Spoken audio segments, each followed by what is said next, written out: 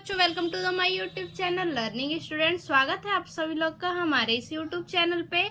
आज हम आप लोगों के लिए लेकर के आए हैं हास्य रस, जो कि हर साल ये यूपी बोर्ड एग्जाम में आता है और ये क्लास 10th और 12th दोनों के लिए है।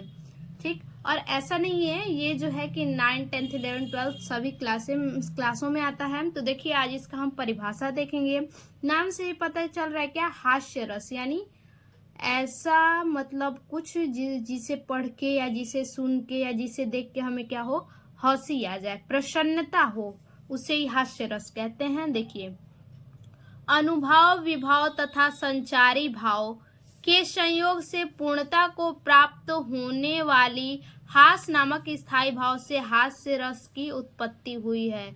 यानी कि देखिए, सबका क्या है, स्थायी भाव होता है। हास्य रस का स्थायी भाव आप लोग याद रखिएगा, क्या है, हास्य नामक स्थायी भाव। स्थायी भाव हमारा हास्य है। और अगर किसी भी रस का आपको परिभाषा लिखना हो, कुछ भी नहीं करना है, जैसे श्रृंगार रस का लिखना है आपको परिभाषा, तो श्रृंगार रस का स्थायी भाव क्या होता है, रति होता है। तो लिखेंगे रति नामक स्थायी भाव से श्रृंगार रस की उत्पत्ति हुई है। ठीक, बस सभी रस का क्या कीजिएगा, आप स्थायी भाव याद कर लीजिएगा। बाकी सब में परिभाषा यही होगा कि अनुभव, विभाव तथा संचारी भाव के संयोग से पूर्णता को प्राप्त होने वाली हास्य नामक स्थायी भाव से हास्य रस की उत्पत्ति हुई है या फिर निष्पत्ति हुई है। अब देखिए इसके उदाहरण भी देख लेते हैं। देखिए, सिरा पर गंगा हंसे, यानी सिर पर गंगा जी किसके निवास करती हैं, अर्थात शंकर जी के।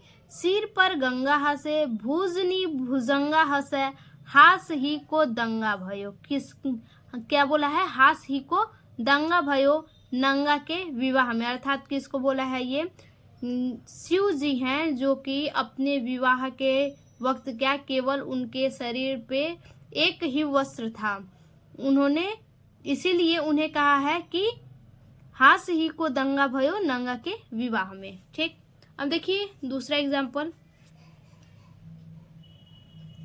एक कवि सम्मेलन में ऐसे श्रोता मिल गए जिनकी कृपा से कवियों के कलेजे हिल गए।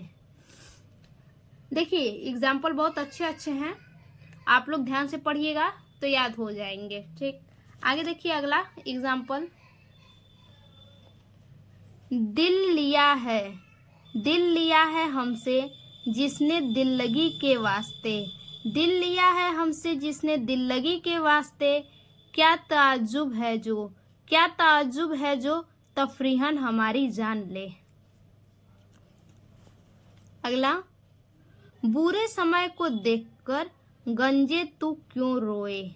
अब बताइए, अब गंजा को रोने के लिए कह रहा है कि बुरे समय को देखकर गंजे तू क्यों रोए। क्यों कह रहा है कि किसी हालत में तेरा बाल न बाका होए। अब बताइए, जब गंजा का बाल ही नहीं है तो उसका बाल बाका होगा कहाँ से, ऐसा कहावत है। देखिए अब आगे। हाथी जैसी देह, गेंडे जैसी चाल, तरबूजे सी खोपड़ी, खरबूजे से गाल। अगला एग्जाम्पल हमारा है, बंदर बोला बंदरिया से, चलो नहाने गंगा, बच्चों को छोड़ो घर पर, होने दो हुड़दंगा।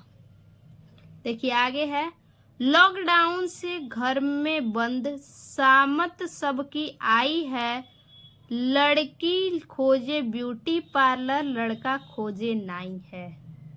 देखिए आगे, उसका मकसद है मिसाल एहूर हो जाना, फिर से इस जमाने में मशहूर हो जाना, ये बात बेगम को समझ क्यों नहीं आती, नामुमकिन है किसमिस का अंगूर हो जाना।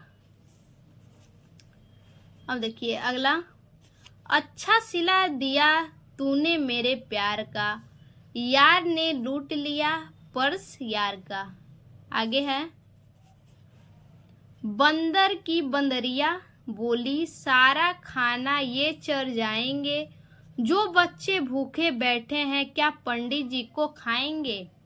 तो देखिए हमारा हास्य रस का इतना एग्जाम्पल है। आप अगर ध्यान देंगे, ध्यान से पढ़ेंगे तो याद करने की ज़रूरत नहीं पड़ेगी, आप ऐसे ही याद कर लेंगे। तो आज के लिए बस इतना ही। फिर से मिलते हैं अपने एक और नए वीडियो में, तब तक के लिए धन्यवाद।